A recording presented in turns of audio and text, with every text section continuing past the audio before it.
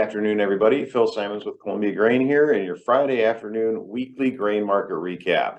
Well, we are going to dive right into it, as there was a lot of information to digest here today as we ended the month, the quarter, but then we also had the quarterly stocks and acreage report from the USDA. So I'm going to share my screen with you again here, and we're going to dive right into it. But if we navigate over to our favorite website, columbiagrain.com, we navigate over to the upper right-hand corner to the Producer Solutions link. Let's go ahead and take a look at the numbers that were given to us here this morning.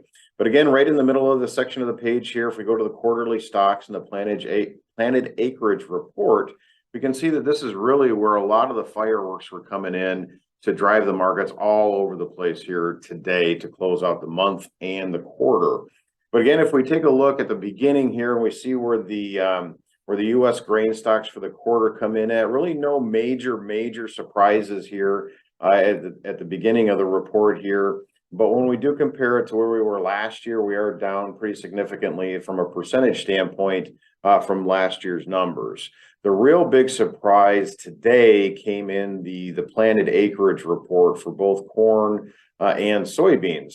But over on the left-hand side of your screen, you can see that the corn number today came in at 94.1 million acres for the U.S. Now, when we look at where or how this really compares to the March planting intention report of 91.996 million acres, we can see that the corn acreage in the U.S. is actually up 2.1 million acres. So this is going to be a big increase for the overall planted acreage of corn. But on the other side of that, we see that soybeans came in at 83.5 million acres. When we compare that to the March planting intentions report, which came in at 87.5 million acres, it was actually a drop of 4 million acres, which, I mean, in all reality, I mean, was a big drop. I mean, there were some estimates that were coming in close to that number. But again, when you actually see it in print, we do see the knee-jerk reaction that we did here today, where new crop soybean futures were up, close to 75 to 80 cents throughout the day. So again, just the knee-jerk reactions that we're seeing in terms of what the numbers were giving us here today. We also take a look and see what the spring wheat plantings were, and along with the durum plantings as well by state, and how that was broken down too. We see on the left-hand side of your screen again with the spring wheat plantings today versus the March 31st planting intentions report. We can see that North Dakota is anticipating an increase in acreage of spring wheat of close to 400,000 acres, and same with Montana, close to a 200,000 acre increase there. On the flip side of that, with durum plantings, when we compare the March 31st planting intentions versus where the report was today, we do see that North Dakota is down 230,000 acres, and Montana is also down 80,000 acres. But again, too, when we take a look at corn by state and soybeans by state still, you can see where the big changes were for corn plantings today, again, versus where the March planting intentions report came out.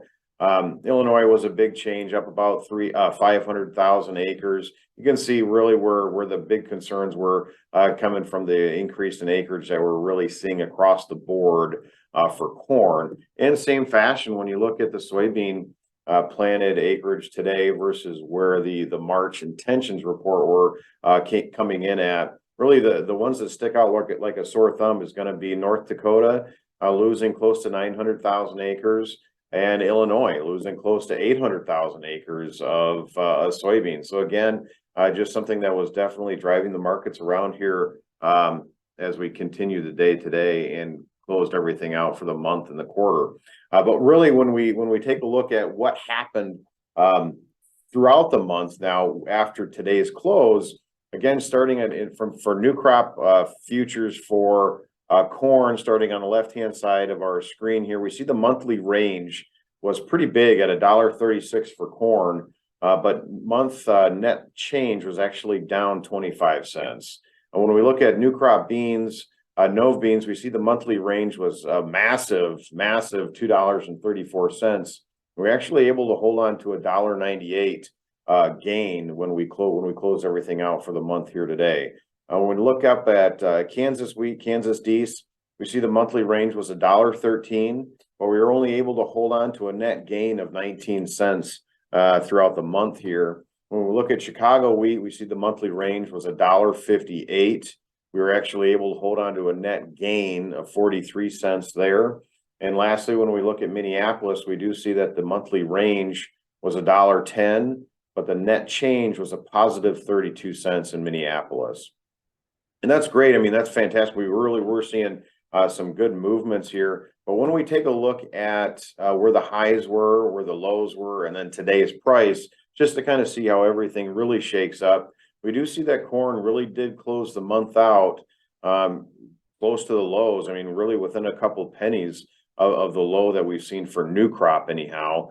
And on the opposite side of that, again, new crop beans closing closer to the high that we saw throughout the month at 13.43. So really about 30 cents off, the high for soybeans there. And when we look at wheat futures as well, you know, the same kind of scenario with Kansas, Chicago, and Minneapolis kind of closing closer to the bottom end of the range, but also about a third of the way down there. So you can see that Kansas was able to close off the lows, so as Chicago was, and so was Minneapolis, but not drastically high off the lows. So again, just a prime example of the importance of getting your orders out there and working, because with these knee-jerk reactions that we're definitely seeing right now, really anything can happen in terms of up or down. And we also have the weather markets that are still definitely in play as we move forward here. And again, we also have an abbreviated week next week. We will be open on Monday, but then on Tuesday, we will be closed for the markets in observance of the 4th of July.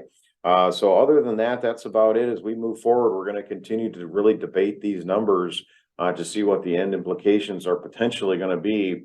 And weather is going to have just even more important factor, you know, as we move forward here. So be sure to get a hold of your local Columbia Grain merchandiser and get your orders out there and working. Other than that, we're going to go ahead and wrap everything up. And remember, if your trading strategy is working, you haven't used it long enough. Have a great weekend, everybody. We'll talk with you next week.